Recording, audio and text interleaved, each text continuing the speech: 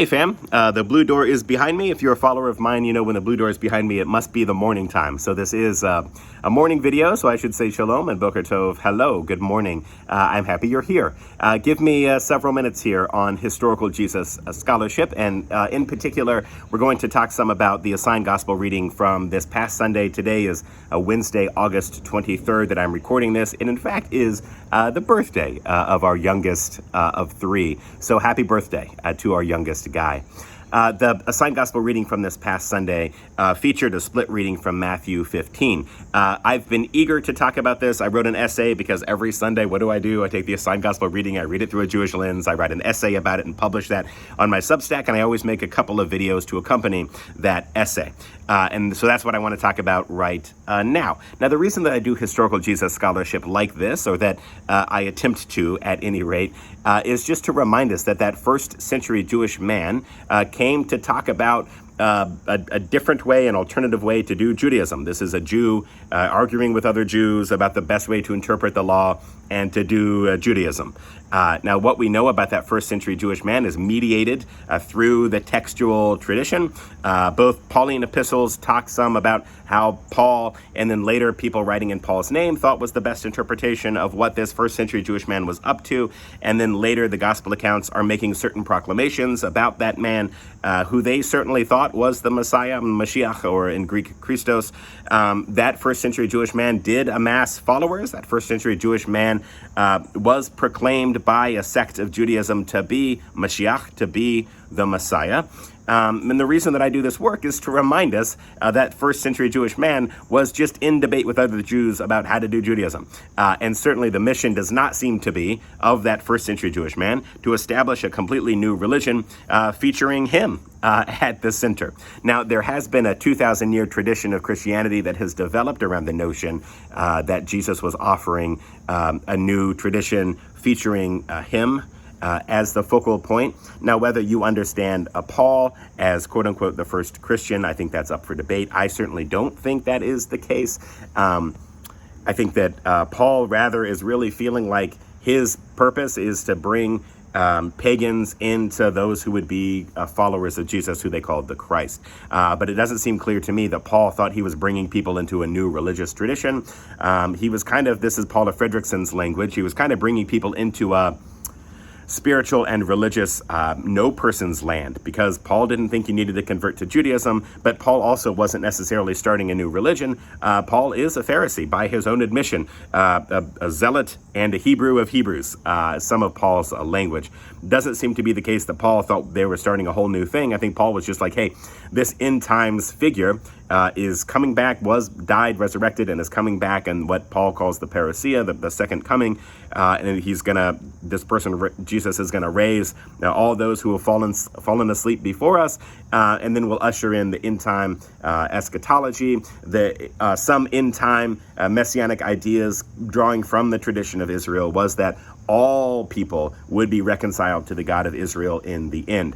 And so Paul certainly thought Jesus was instrumental through that parousia in that ultimate end times reckoning and reconciliation to the God of Israel.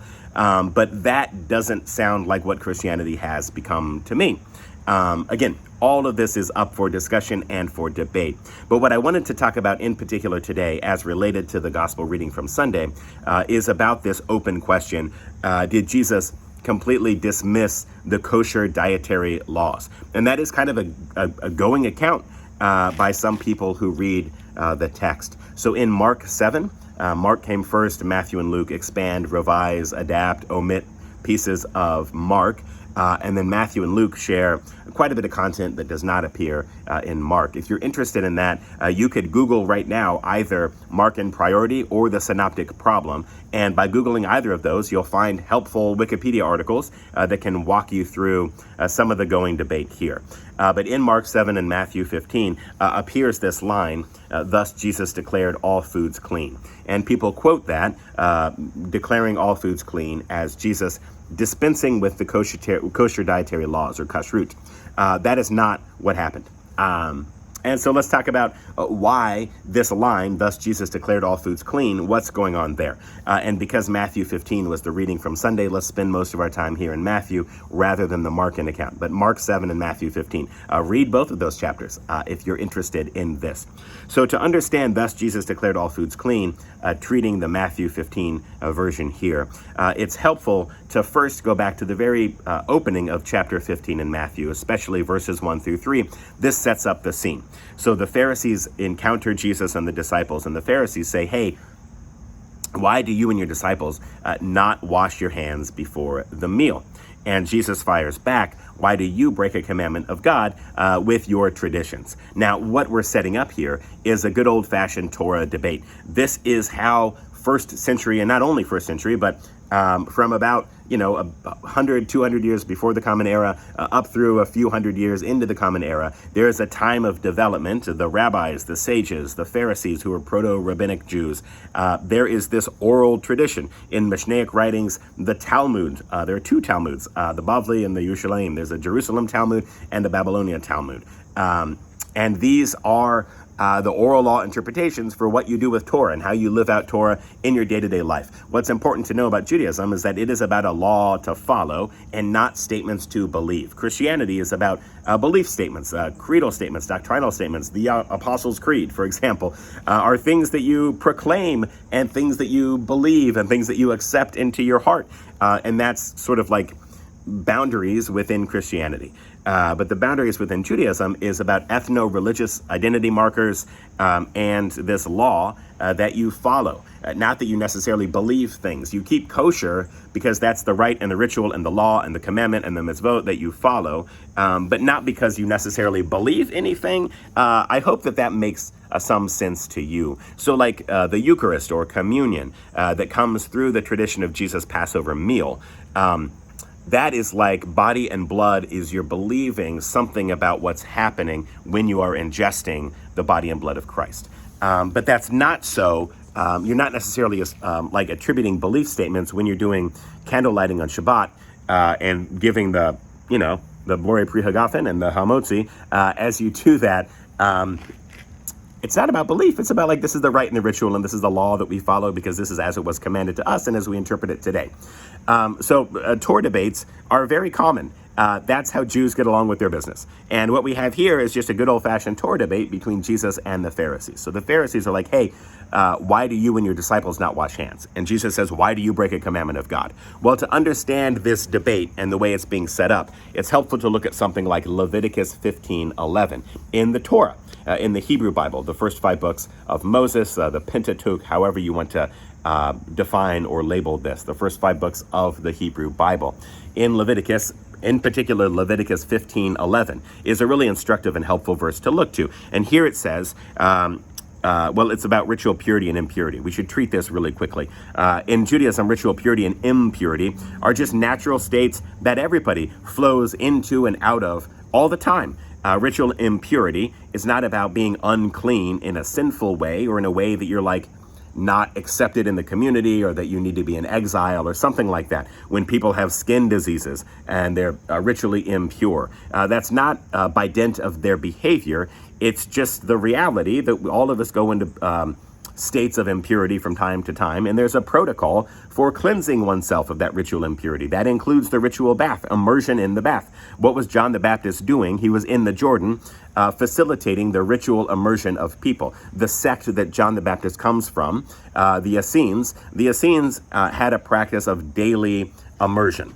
And that's the mikvah. That's a Jewish practice, a Jewish rite and ritual. And it comes from these Levitical purity codes. If you look at Leviticus 15:11, it talks about touching someone after a discharge. A discharge puts you in a state of ritual impurity. Ejaculation, childbirth, menstruation, hemorrhaging. These are things that can put you in a state of ritual impurity. Mark 7, or in Mark, we hear about this hemorrhaging woman, and this is about ritual impurity. So Jesus isn't necessarily healing this woman of the hemorrhaging, more so than its position that Jesus is giving a force of ritual purity to help overcome the force of impurity. That I hope I've described that in a concise enough way to make sense of this. So in Leviticus 15:11, it says, if you touch someone after a discharge who has not rinsed their hands with water, or washed their clothes in water, or bathed in water, then you enter a state of impurity. The protocol for making yourself clean after being in a state of impurity is those traditions. So